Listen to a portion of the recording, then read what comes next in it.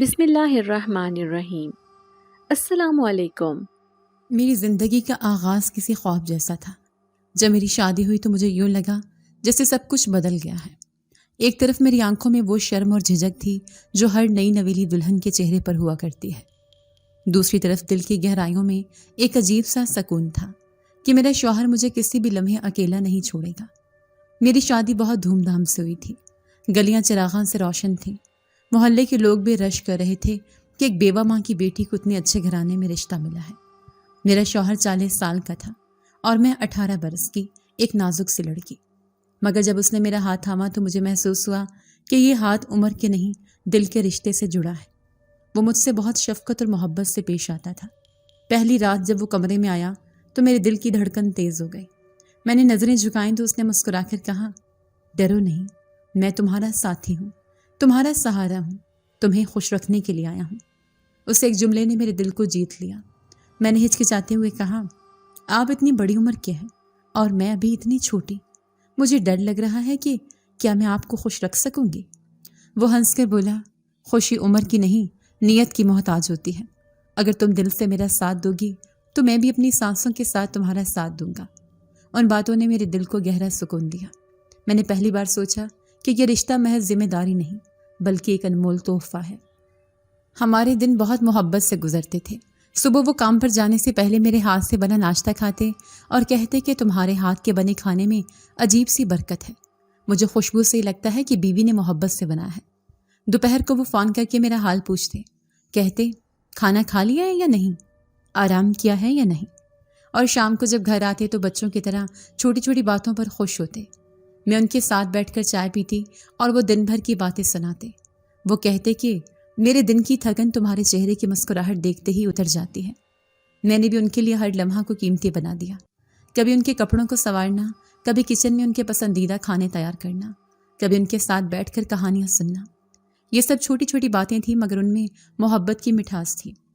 میرے میکے والے بھی کہتے کہ تمہاری قسمت اچھی ہے، تمہیں ایسا شوہر ملا ہے جو تمہیں عزت دیتا ہے۔ میری بھابھی جب میرے پاس آتی تو کہتی، بس شوہر کا دل جیت کر رکھنا، باقی سب کچھ خود بخود ٹھیک ہو جائے گا۔ میں ان کی نصیحت پر عمل کرتی، شوہر کے ہر حکم کو خوشی سے مان لیتی۔ ایک بار وہ رات کو دیر سے گھر آئے۔ میں نے کہا، آپ اتنی دیر کہاں رہے؟ میں فکر مند تھی۔ انہوں نے میرا ہاتھ پکڑ کر کہا، مجھ پر کبھی شک نہ کرنا، میں کام میں مصروف تھا مگر دل ہمیشہ تمہارے ساتھ تھا۔ میں نے فوراً شرمندگی سے کہا، نہیں، میں نے شک نہیں کیا، بس دل گھبرا رہا تھا۔ انہوں نے مسکرا کر کہا، یہ دل کا گھبرانا بھی محبت کی نشانی ہے۔ میری شادی کو کچھ عرصہ ہی گزرا تھا کہ مجھے لگنے لگا جیسے ہم دونوں ایک دوسرے کے بغیر ادھورے ہیں۔ وہ مجھے اکثر کہتے، میں چاہتا ہوں کہ جب میں گھر آؤں تو تم دروازے پر میرا انتظار کر رہی ہو اور تمہاری مسکراہٹ میرے دن بھر کی کمائی ہو۔ اور میں بھی ان کی بات پر ہنس کر کہتی، آپ تو جیسے بچوں کی طرح ضد کرتے ہیں۔ وہ ہنس کر جواب دیتے، محبت میں ضدی تو ہوتی ہے ورنہ رشتہ خالی خالی لگتا ہے۔ ان کی یہ باتیں میرے دل میں گھر کر گئیں۔ میں اکثر سوچتی، کاش یہ لمحے کبھی ختم نہ ہوں۔ ہم نے اپنی زندگی کو ایک جنت بنا لیا تھا، اگرچہ ہمارے پاس زیادہ دولت نہیں تھی مگر دل کی امیری نے ہر کمی کو مٹا دیا تھا۔ میں نے کبھی ان سے کسی چیز کی فرمائش نہیں کی اور انہوں نے بھی مجھے کبھی احساس نہیں دلایا کہ وہ مجھ سے بڑے ہیں یا میری عمر ان سے کم ہے۔ وہ ہر بات میں میرا ساتھ دیتے، ہر فیصلے میں میرا مشورہ لیتے۔ ایک دن وہ کہنے لگے، تم نے میرا گھر جنت بنا دیا ہے، تمہاری وجہ سے میں دنیا کے دکھ بھول جاتا ہوں۔ یہ سن کر میری آنکھوں میں آنسو آ گئے اور میں نے کہا، نہیں، یہ سب آپ کی محبت کا اثر ہے، ورنہ میں تو ایک عام سی لڑکی ہوں۔ انہوں نے جواب دیا، تم عام نہیں ہو میرے لیے، سب کچھ ہو۔ ایسے ہی دن رات گزرتے گئے اور مجھے لگنے لگا کہ یہ زندگی یوں ہی سکون سے چلتی رہے گی۔ کبھی کبھی میں ان کے ساتھ خوابوں کی باتیں کرتی کہ کاش ہمارے پاس ایک بڑا سا گھر ہوتا جس میں ہم بچوں کے ساتھ کھیلتے، ہنستے، مسکراتے۔ وہ کہتے، بڑا گھر تو دل ہوتا ہے، اگر دل بڑا ہے تو چھوٹے گھر میں بھی خوشی ہوتی ہے۔ مجھے ان کی باتیں بہت سادہ مگر دل کو چھو لینے والی لگتی اور میں سوچتی کہ واقعی خوشی چیزوں سے نہیں، احساسات سے ہے۔ ایک دن ہم دونوں بیٹھے تھے تو انہوں نے کہا، اگر کبھی میں نہ رہا تو تم کیا کرو گی؟ میں گھبرا گئی اور کہا، ایسی باتیں نہ کریں، مجھے ڈر لگتا ہے۔ انہوں نے کہا، نہیں، یہ زندگی ہے، کچھ بھی ہو سکتا ہے، مگر میں چاہتا ہوں کہ اگر کبھی ایسا وقت آیا تو تم میرے بچوں کے لیے مضبوط رہنا، ان کے لیے ماں بھی بننا اور باپ بھی۔ ان کی یہ بات سن کر میرے دل میں ایک انجانا خوف بیٹھ گیا، مگر میں نے ان کی بات پر زیادہ توجہ نہ دی۔ میں نے ان کے ساتھ گزارے ہر دن کو دل میں محفوظ کر لیا تھا۔ ان کی مسکراہٹ، ان کی باتیں، ان کی شفقت سب میری دنیا تھی۔ محلے والے بھی ہمیں مثال کے طور پر دیکھتے تھے۔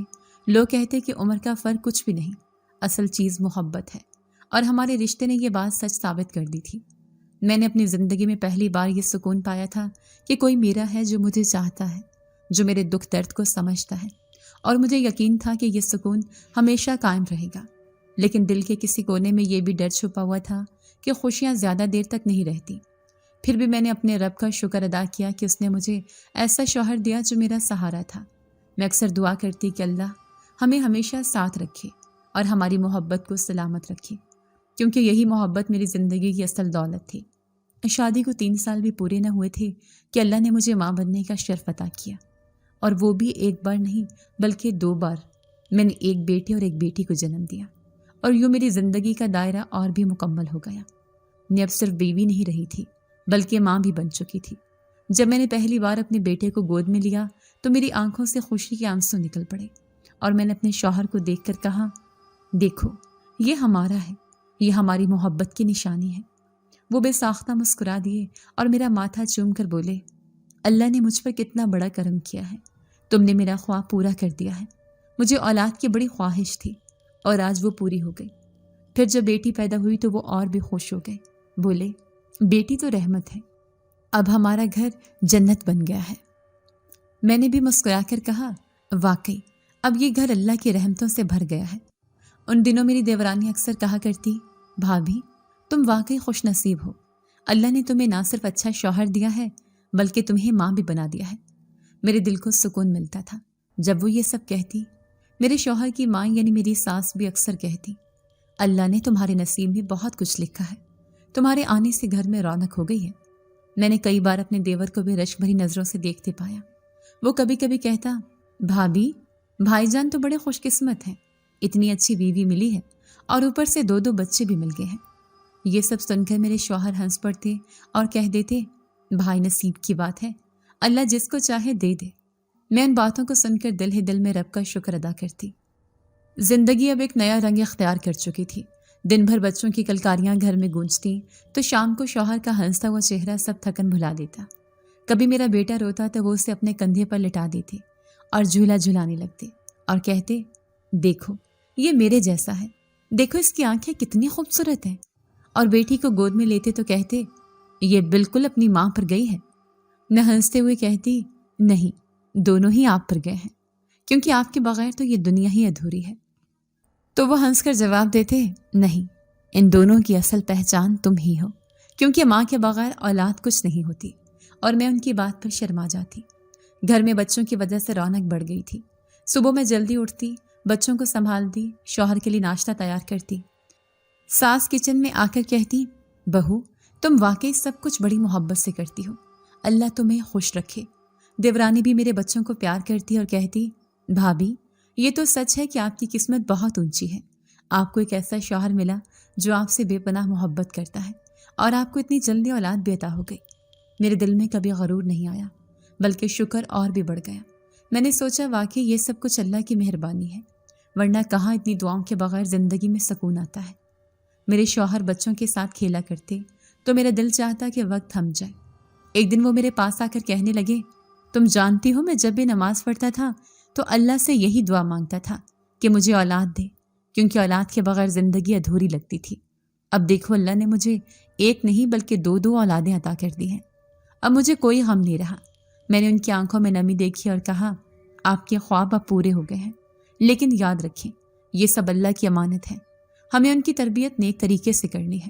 وہ بولے، ہاں یہ بات بالکل درست ہے، میں چاہتا ہوں میری بیٹی قرآن پڑھنے والی ہو اور میرا بیٹا ایک نیک انسان بنے جس پر فخر کیا جا سکے۔ میں نے ان کے ہاتھ تھام کر کہا، انشاءاللہ ہم دونوں مل کر اپنے بچوں کو ایسی تربیت دیں گے کہ لوگ ان کی مثال دیا کریں گے۔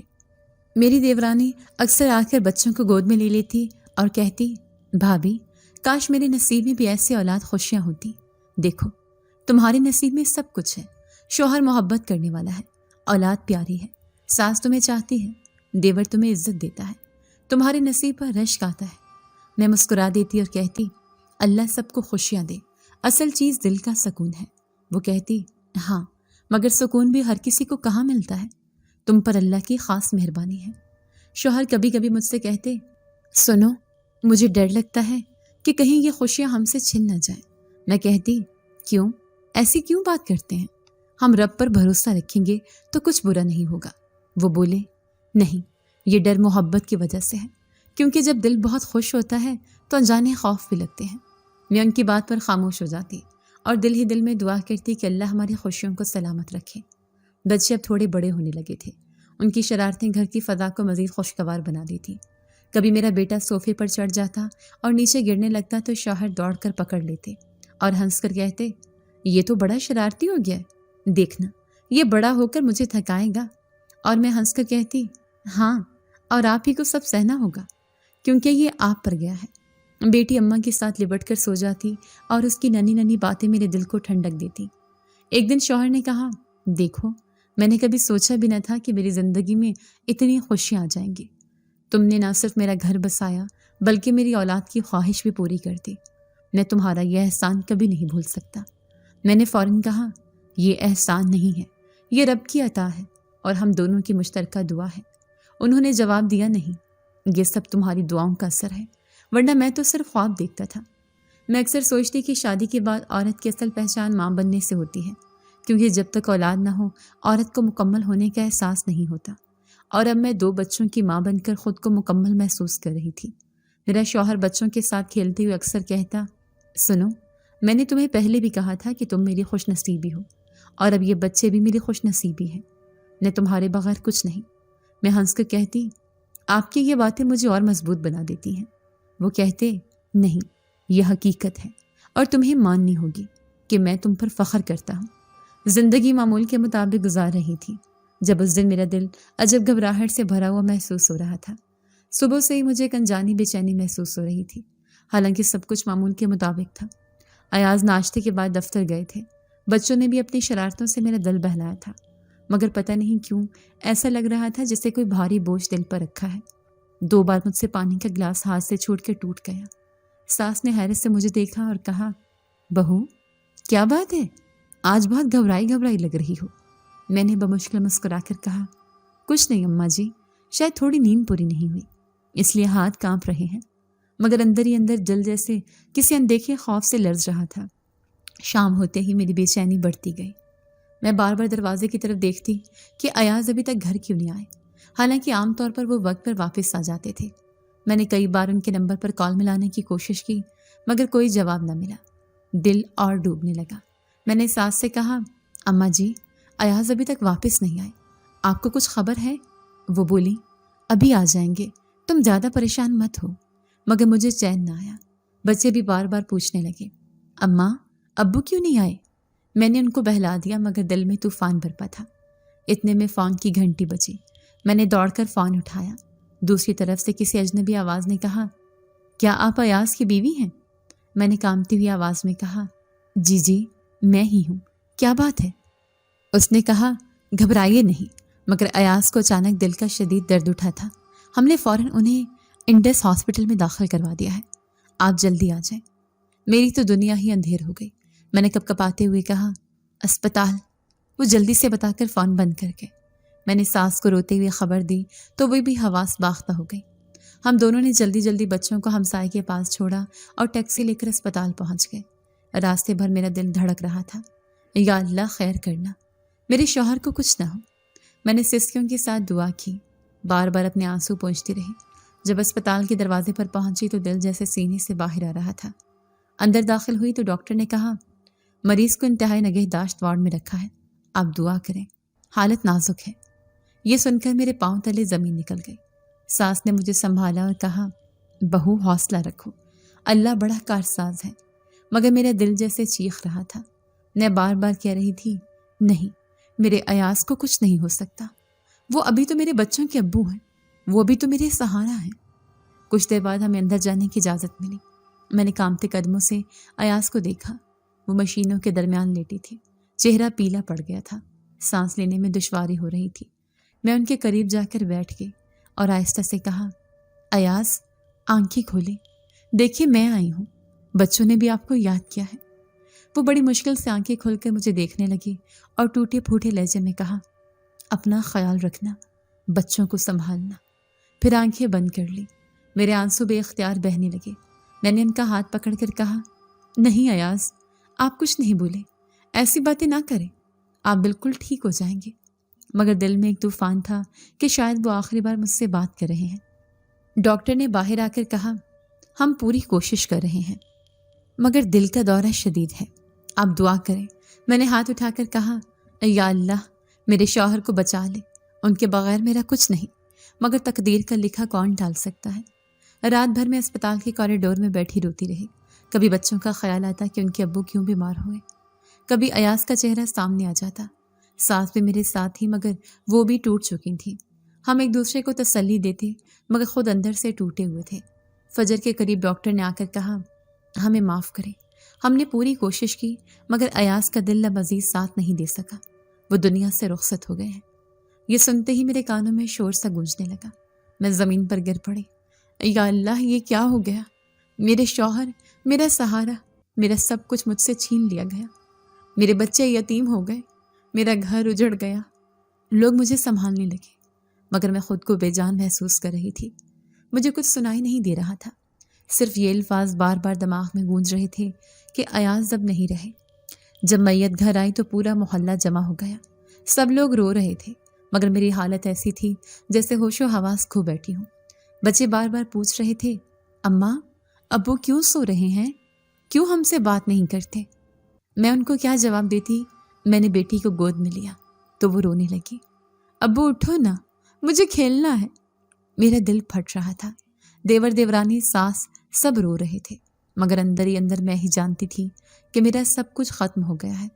اگلے دن تدفین ہوئی، لوگ تعزیت کے لیے آتے گئے مگر مجھے کسی کی بات سمجھ میں نہیں آتی تھی۔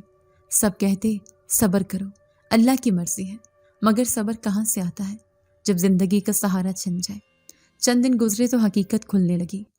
بھائی بھابھی نے تعزیت کے بہانے آ کر صاف کہا، ہم تمہیں اور تمہارے بچوں کو نہیں رکھ سکتے، تمہارا گزارا ہمارے ساتھ ممکن نہیں۔ بھابھی نے بھی کہا، ہم خود بچوں کے خرچ سے پریشان ہیں، تمہیں ساتھ رکھنا ہمارے بس کی بات نہیں ہے، سسرال میں قدم جما لو، ہماری طرف آنے کا مت سوچنا۔ یہ سن کر میرا دل مزید ٹوٹ گیا، خون کے رشتے بھی ساتھ چھوڑ گئے۔ میں نے کہا، بھائی میں تو صرف یہ چاہتی ہوں کہ میرا اور بچوں کا ایک سہارا بن جاؤ، مگر انہوں نے نظر جھکا لی اور کچھ نہ کہا۔ مجھے وہ لمحہ آج تک یاد ہے جب اپنے سگے بھائی کے سامنے کھڑی تھی اور اس نے میری آنکھوں میں دیکھ کر انکار کر دیا۔ ساس نے بھی 4 ماہ بعد صاف کہہ دیا، بہو اب تمہارا اور ہمارا ساتھ مشکل ہے، تم اپنے بچوں کو لے کر کہیں اور چلی جاؤ، میرے بیٹے کے بعد تمہارا یہاں رہنا درست نہیں۔ ہم نے تو سوچا تھا تمہیں سنبھال لیں گے مگر حالات اجازت نہیں دیتے۔ میرا دوسرا بیٹا جوان ہے اور تم بھی جوان ہو، مسئلے مسائل پیدا ہوں گے، اس کے گھر برباد ہو جائے گا۔ یہ سن کر میں نے آسمان کی طرف دیکھا اور کہا، یا اللہ اب میرا کون ہے؟ سب نے ٹھکرا دیا، کوئی میرا نہیں رہا۔ میں نے بچوں کو سینے سے لگا لیا اور کہا، بس اب میں ہی تمہارے لیے سب کچھ ہوں، میں ہی تمہارا باپ بھی ہوں، ماں بھی ہوں۔ اس وقت مجھے یوں لگا جسے دنیا کی ساری روشنی مجھ سے چھن گئی ہے۔ جب سب نے منہ موڑ لیا اور کوئی سہارا نہ دیا تو میں نے اپنے 2 ننھے بچوں کا ہاتھ تھاما اور دل ہی دل میں طے کر لیا کہ اب مجھے اپنی دنیا خود سنبھالنی ہے۔ کوئی بھائی نہ کوئی بہن، نہ کوئی سسرال والا اور نہ ہی کوئی دور کا رشتہ دار میرے ساتھ کھڑا تھا۔ سب نے بڑی آسانی سے کہہ دیا تھا کہ بیوہ عورت اور اس کے بچے بوجھ ہوتے ہیں، ان کو کون اٹھائے گا۔ کوئی کہتا اپنے بھائی کے پاس جاؤ، کوئی کہتا کسی خیرات سے گزارا کرو، اور کوئی تو یہ بھی کہتا کہ دوسری شادی کر لو۔ مگر میں نے اپنے آپ سے عہد کر لیا تھا کہ میں دوسرا سہارا نہیں لوں گی، میرے بچے ہی میرا سہارا ہے اور انہی کے لیے مجھے جینا ہے۔ انہی دنوں مجھے ایک پرانا ویران سا مکان کرائے پہ مل گیا۔ لوگ کہتے تھے کہ وہ مکان اچھا نہیں ہے، اس کے سامنے ایک پرانا برگد کا درخت ہے جس پر آسیب ہے اور اسی وجہ سے وہاں کوئی ٹک کر رہ نہیں سکا۔ کئی لوگ آ کر گئے مگر کچھ دنوں بعد ہی خوف اور وہم کا شکار ہو کر گھر چھوڑ گئے۔ میں نے محلے کی عورتوں سے سنا کہ وہ درخت رات کو عجیب آوازیں نکالتا ہے، کوئی کہتا وہاں روشنی دکھائی دیتی ہے، کوئی کہتا سائے حرکت کرتے ہیں، مگر میرا دل ان باتوں پر یقین نہیں کرتا تھا۔ میں نے خود سے کہا کہ آخر درخت تو اللہ کی مخلوق ہے، اسے ڈرنے کی کیا ضرورت ہے؟ اور یوں میں نے وہی مکان لے لیا۔ جب بچوں کو بتایا تو وہ بھی ڈرے ہوئے لگے۔ میرا بیٹا کہنے لگا، اماں لوگ کہتے ہیں اس درخت پر بھوت رہتا ہے۔ میں نے اس کے سر پر ہاتھ رکھا اور کہا، بیٹا بھوت کوئی نہیں ہوتا، صرف اللہ پر بھروسہ کرو اور کچھ نہیں۔ میں نے اپنی بیٹی سے کہا کہ ڈرنے کی بجائے اللہ کا نام لیا کرو، ہر وقت آیت الکرسی پڑھا کرو۔ یوں ہم اس مکان میں آ گئے۔ مکان بہت پرانا تھا، دیواروں پر سیلن جمی ہوئی تھی، چھت سے پانی ٹپکتا تھا، صحن میں گھاس اگائی تھی، مگر میرے لیے یہ بھی جنت جیسا تھا، کیونکہ یہ میرا اپنا گھر تھا، چاہے کرائے پر ہی کیوں نہ ہو، مگر اب مجھے کسی کے طعنے برداشت نہیں کرنے تھے، نہ کسی کے رحم کے سہارے جینا تھا۔ رات کو جب پہلی بار اس مکان میں سوئی تو باہر برگد کے درخت کی سائیں سائیں اور پتوں کی سرسراہٹ سے بچوں کو خوف آیا۔ میں نے انہیں سینے سے لگا کر کہا، بیٹا یہ تو ہوا ہے، اللہ کی قدرت ہے، کچھ نہیں ہوگا، تم آنکھیں بند کرو اور سو جاؤ۔ میرا بیٹا پھر بھی بولا، اماں اگر واقعی آسیب ہوا تو؟ میں نے سختی سے کہا، بیٹا زبان سے برا نہ کہو، صرف اللہ کا نام لو، ہم سب قرآن پڑھیں گے۔ صبح بچوں نے کہا، اماں گھر تو ڈراؤنا ہے مگر آپ کے ساتھ ہیں تو ٹھیک لگتا ہے۔ میں نے کہا، ہاں بیٹا ہم سب ساتھ ہیں تو سب ٹھیک ہے۔ دن گزرتے گئے تو میں نے مکان کو سنوارنا شروع کر دیا۔ صحن کی جھاڑ جھنکار صاف کی دیواروں پر چونا کرایا، کچن کو دھو ڈالا اور پرانی چرپائیاں باندھ کر ایک کمرے میں ڈال دی۔ یوں دھیرے دھیرے مکان میں زندگی واپس آنے لگی، مگر محلے والے اب بھی قریب آنے سے کتراتے۔ وہ کہتے، وہاں برگد کا سایہ ہے، اس سے بچو۔ بچے محلے کے دوسرے بچوں کے ساتھ کھیلنے جائیں تو ان کے والدین کہتے، اس گھر میں مت جاؤ، وہاں کچھ ٹھیک نہیں ہے۔ بچے اداس ہو جاتے، مگر میں نے انہیں سمجھایا کہ لوگوں کی باتوں پر کان نہ دھرو، محنت سے پڑھو اور اللہ کا نام لو۔ اسی دوران کئی بار ایسا ہوا کہ رات کو مجھے عجیب آوازیں سنائی دیتی، جیسے کوئی صحن میں چل رہا ہو یا درخت کے پتوں میں کوئی بھاری چیز ہل رہی ہو۔ کبھی ایسا لگتا جیسے کوئی دروازے پر ہلکی سی دستک دے رہا ہے، مگر جب کھولتی تو کوئی نہ ہوتا۔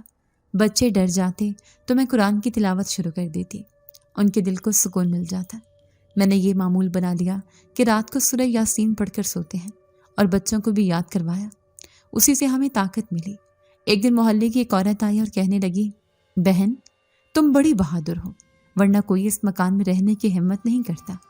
میں نے مسکرا کر کہا، بہادری کیسی، صرف اللہ پر بھروسہ ہے۔ عورت بولی، لیکن برگد کا درخت منحوس ہے۔ میں نے کہا، بہن اگر اللہ نے اس کو بنایا ہے تو یہ منحوس کیسے ہو سکتا ہے؟ بس انسانوں نے اپنے خوف سے کہانیاں گھڑ لی ہیں۔ اس نے ہاں میں سر ہلایا، مگر آنکھوں میں اب بھی خوف تھا۔ دن کے وقت درخت کے سائے میں کبھی بچے کھیلتے تو میں مطمئن ہو جاتی، وہ ان باتوں پر یقین نہیں کرتے تھے، مگر رات کو پھر ان کے دل میں وہم آتا۔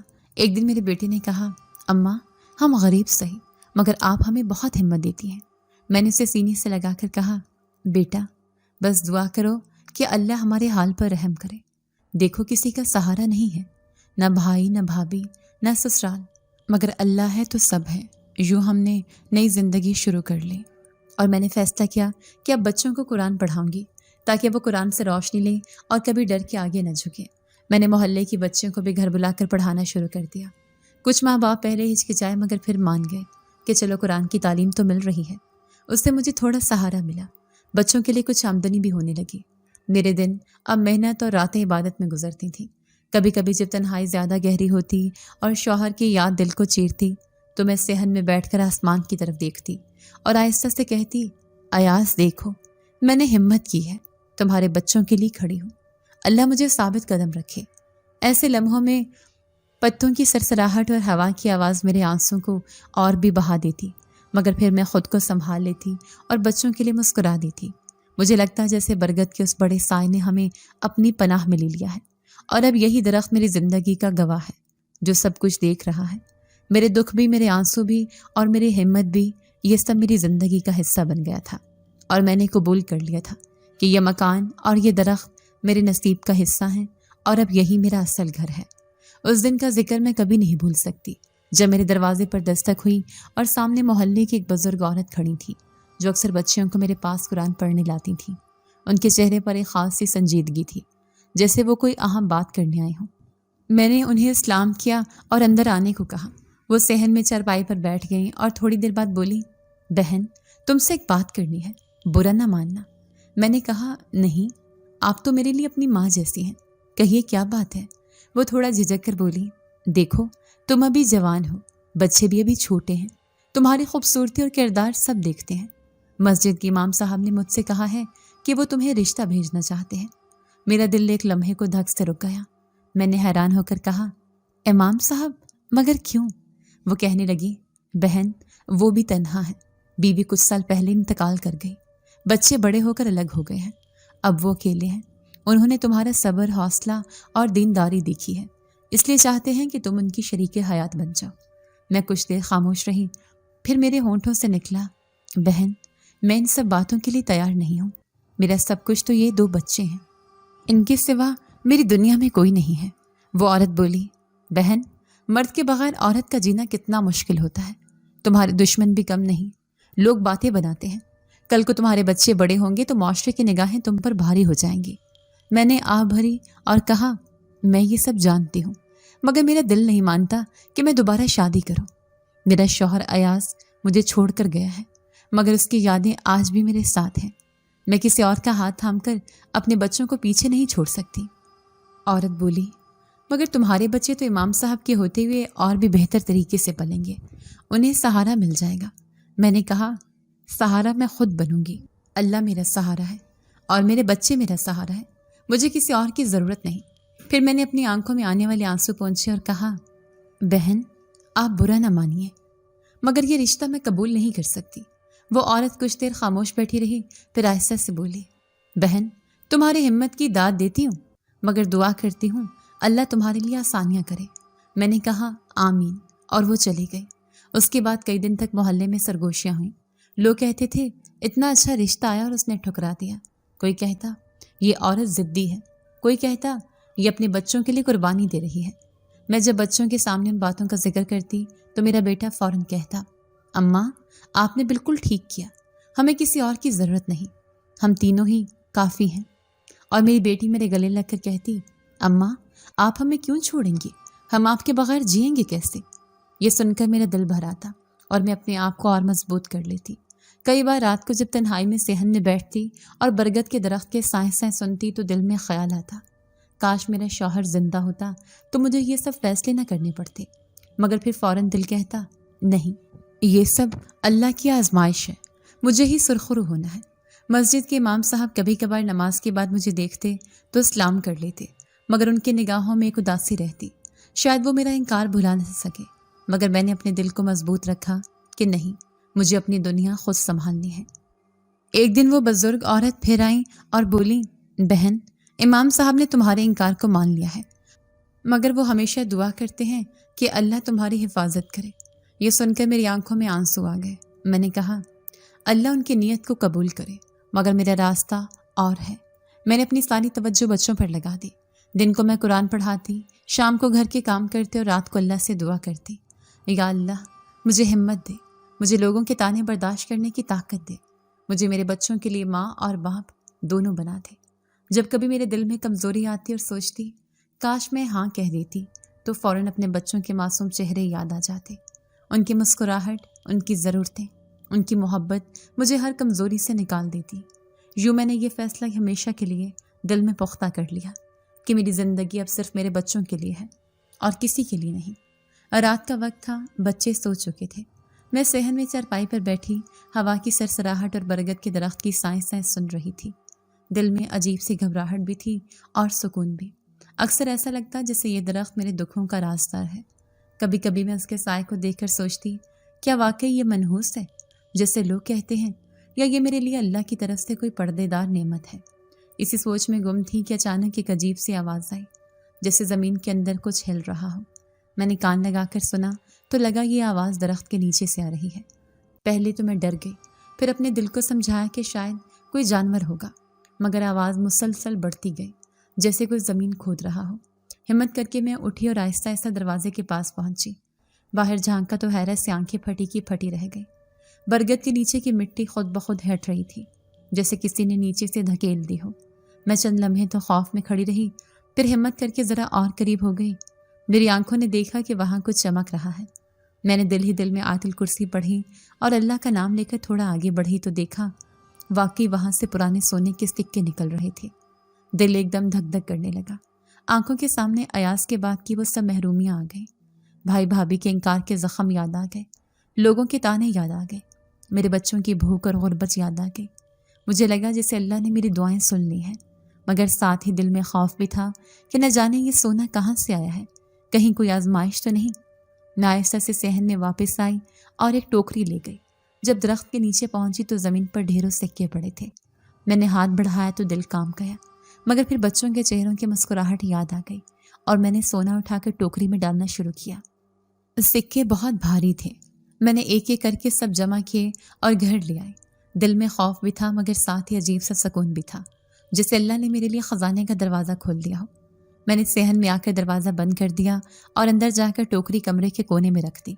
پھر رات بھر نیند نہ آئی، بس یہی سوچتی رہی، یا اللہ یہ کیا ہے، میرے نصیب کا تحفہ ہے یا آزمائش ہے۔ بچوں کو صبح کچھ نہ بتایا، وہ ہنستے کھیلتے رہے جیسے کچھ ہوا ہی نہیں، مگر میرا دل بار بار ٹوکری کی طرف جاتا۔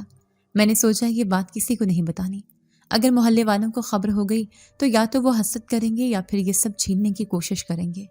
میں نے فیصلہ کیا کہ یہ راز صرف میرا اور میرے اللہ کا ہوگا۔ اگلے دن جب قرآن پڑھانے کے بعد تھوڑے پیسے ملے تو میں نے دل میں شکر ادا کیا، مگر دل ہی دل میں جانتی تھی کہ اب غربت کا بوجھ شاید اترنے والا ہے۔ دن ڈھلتے ہی میں نے ٹوکری کھولی اور ایک ایک سکے کو دیکھنے لگی۔ یہ بالکل پرانے وقتوں کے سکے تھے جن پر عجیب نشان بنے تھے، کچھ پر عربی حروف کنندہ تھے، کچھ پر ایسی تصویریں جنہیں میں سمجھ نہ سکی، مگر ایک بات طے تھی، یہ خالص سونا تھا۔ میں نے سوچا ان کو بیچوں تو کتنا پیسہ ملے گا، پھر ڈر گئی کہ کہیں پکڑی نہ جاؤں۔ میں نے خود کو تسلی دی کہ جلد بازی نہیں کرنی، یہ اللہ کا دیا ہوا ہے، وقت پر استعمال ہوگا۔ اگلے دن جب بچے سو گئے تو میں پھر درخت کے پاس گئی اور وہاں مٹی کو ہلکا سا کھودا تو مزید سکے نکل آئے۔ اب میرا دل یقین کرنے لگا کہ یہ واقعی خزانہ ہے جو برگد کے نیچے چھپا ہوا ہے۔ میری آنکھوں میں اپنے بچوں کے لیے نئے کپڑوں کا خواب آیا، ان کے لیے اچھی کتابیں خریدنے کا خواب آیا، گھر کی ٹوٹی چھت کو مرمت کرنے کا خواب آیا۔ میں نے ہاتھ اٹھا کر دعا کی، یا اللہ یہ تیرا کرم ہے، تو نے یتیموں اور بیوہ پر رحم کیا ہے، مگر دل کے کونے میں اب بھی خوف تھا کہ کہیں یہ سب آزمائش نہ ہو۔ کئی دن ایسے ہی گزرتے گئے، میں آہستہ آہستہ سکے نکال کر جمع کرنے لگی۔ کسی کو کچھ پتہ نہ چلتا، محلے والے اب بھی برگد کو منحوس کہتے، مگر میں جانتی تھی کہ اسی کے سائے تلے اللہ نے میرے لیے رزق کا در کھولا ہے۔ بچوں کے چہروں پر خوشی دیکھ کر میرا دل بھر آتا۔ بیٹا کہتا، اماں آج روٹی اچھی بنی ہے، اب پہلے جیسی بھوک نہیں لگتی۔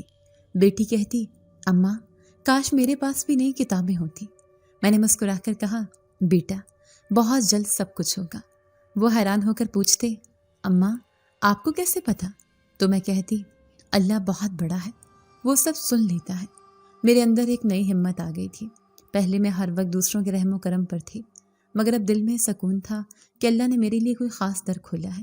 رات کو جب درخت کے نیچے سے ہلکی سی روشنی نکلتی تو میں قرآن پڑھتی اور اللہ کا شکر ادا کرتی۔ یوں میری زندگی بدلنے لگی، غربت کا بوجھ کم ہو گیا اور دل میں امید کا چراغ جل اٹھا۔ جب میری زندگی ذرا سنبھلنے لگی اور میرے بچوں کے چہروں پر وہ خوشی لوٹ آئی جو میں نے برسوں سے نہیں دیکھی تھی، تبھی لوگوں کی نظریں بدلنے لگیں۔ پہلے تو سب ترس کھا کر کہتے تھے، یہ بیوہ ہے، اس کے 2 بچے ہیں، اللہ رحم کرے۔ مگر جیسے میرے گھر کے حالات کچھ بہتر ہوئے، بچوں کے کپڑے صاف ستھرے نظر آنے لگے، ان کے ہاتھ میں اچھی کتابیں آ گئی، گھر کی ٹوٹی چھت پر میں نے مرمت کرائی اور صحن میں صفائی ستھرائی ہو گئی تو لوگوں کے چہرے بدل گئے۔ پہلے عورتیں آ کر پوچھتی تھیں، بہن کیسے گزارا ہوتا ہے؟ میں کہتی تھی، اللہ کا کرم ہے، مگر اب وہی عورتیں کنکھیوں سے دیکھتی اور سرگوشی کرتی۔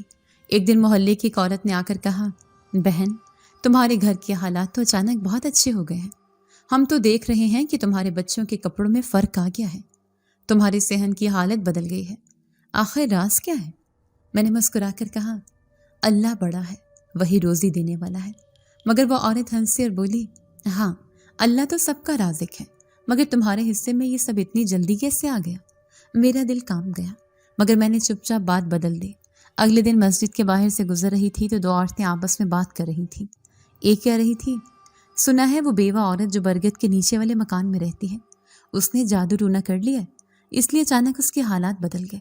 دوسری بولی، ہاں بہن اسی درخت کے نیچے کچھ ہے، لوگ کہتے ہیں آسیب ہے، شاید اسی سے طاقت لے کر وہ اپنی زندگی بدل رہی ہے۔ میں نے ان کی باتیں سنی تو دل جیسے پتھر سا ہو گیا، آنکھوں میں آنسو آ گئے۔ یا اللہ، یہ کیسی آزمائش ہے، لوگ تیرے کرم کو جادو کہنے لگے ہیں۔ گھر آ کر میں نے بچوں کو گلے لگایا اور کہا، بیٹا اب ہمیں لوگوں کی باتوں سے ڈرنا نہیں ہے، ہمیں بس اللہ پر یقین رکھنا ہے۔ میرا بیٹا بولا، اماں لوگ اتنی باتیں کیوں کرتے ہیں، ہم تو بس پڑھتے ہیں، قرآن پڑھتے ہیں، پھر بھی وہ ہمیں برا کیوں کہتے ہیں؟ میں نے کہا، بیٹا جب اللہ کسی پر کرم کرتا ہے تو دنیا حسد کرتی ہے، یہ اللہ کی سنت ہے، ہمیں صبر کرنا ہے۔ مگر محلے والوں نے صبر نہیں کیا، وہ کبھی میرے دروازے پر آ کر کھڑے ہوتے اور کہتے، بہن دیکھو، ہم نے سنا ہے رات کو تمہارے گھر سے روشنی نکلتی ہے، تم آخر کرتے کیا ہو؟ میں کہتی، بھائی میں تو بس قرآن پڑھاتی ہوں اور کچھ نہیں۔ وہ ہنستے اور کہنے لگے، ہاں ہاں ہم جانتے ہیں قرآن پڑھانے سے اتنی خوشحالی نہیں آتی، کچھ نہ کچھ ضرور ہے جو تم چھپاتی ہو۔ ایک دن محلے کا ایک مرد غصے میں آیا اور کہنے لگا، دیکھو بہن، اگر تم نے اپنے جادو ٹونے بند نہ کیے تو ہم سب مل کر تمہیں یہاں سے نکال دیں گے، تمہارے بچوں پر بھی برا اثر پڑے گا۔ میں نے کانپتے ہوئے کہا، بھائی مجھے مت بدنام کرو، اللہ کی قسم میں نے کوئی جادو نہیں کیا، میرا سب کچھ اللہ کی طرف سے ہے۔ مگر وہ ماننے کو تیار نہ ہوا اور کہتا گیا، ہم سب جانتے ہیں برگد کے درخت کے نیچے جن رہتے ہیں، تم نے ان سے دوستی کر لی ہے، اس لیے یہ سب ہو رہا ہے۔ میں نے دل ہی دل میں قرآن کی آیتیں پڑھیں اور اللہ سے دعا کی، یا اللہ میرے دل کو مضبوط رکھ، یہ دنیا مجھے چھوٹا نہ ثابت کر دے۔ وہ دن میرے لیے قیامت سے کم نہ تھا، کیونکہ میں جانتی تھی کہ یہ سب سن کر میرے بچے بھی ڈر جائیں گے۔ بیٹی نے روتے ہوئے کہا، اماں ہمیں کہیں اور چلنا چاہیے، لوگ ہمیں برا کہتے ہیں۔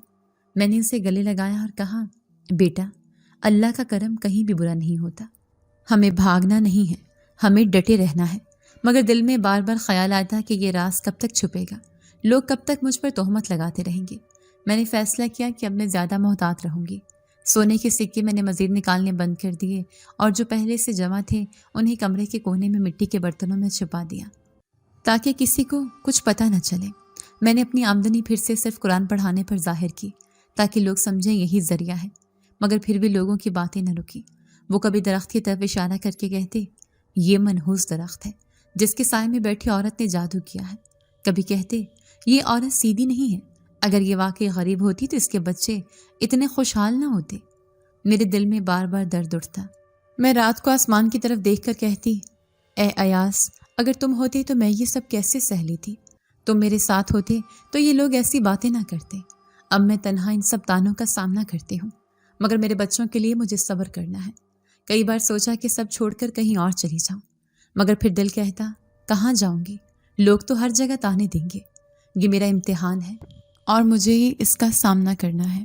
ایک رات جب میں نماز پڑھ کر دعا کر رہی تھی تو باہر سے پھر وہی آوازیں آئیں جیسے کوئی مٹی ہل رہی ہو، مگر میں نے ہمت نہ کی باہر جانے کی، بس آنکھیں بند کر کے قرآن پڑھتی رہی اور اللہ سے کہتی، یا اللہ تو ہی میرا رازدار ہے، تو ہی میرے دل کو جانتا ہے، لوگ چاہے کچھ بھی کہیں مگر میرا دل جانتا ہے کہ یہ تیرا کرم ہے اور تیرے کرم پر مجھے فخر ہے۔ اس رات میری آنکھوں سے آنسو بہتے رہے، مگر دل میں ایک نیا عزم پیدا ہوا کہ اب چاہے دنیا کچھ بھی کہے میں ڈرنے والی نہیں ہوں، کیونکہ میرا اللہ میرے ساتھ ہے۔ جب محلے کے لوگ میرے خلاف باتیں کرتے تھے اور ہر کوئی مجھے منحوس کہتا تھا تو میرے دل پر کیا گزرتی تھی یہ میں ہی جانتی ہوں۔ راتوں کو میں اپنے رب کے آگے سجدے میں روتی اور کہتی، یا اللہ تو ہی جانتا ہے میں نے کبھی کسی کو نقصان نہیں پہنچایا، میری زندگی تو بس بچوں کے لیے ہے، میں اپنے لیے تو کچھ نہیں چاہتی، مگر لوگوں کے الزام مجھے توڑ دیتے ہیں۔ پھر جب وہ خزانہ میرے ہاتھ لگا تو میں نے پہلے تو کئی دن چھپا کر رکھا، کسی کو بتایا نہیں۔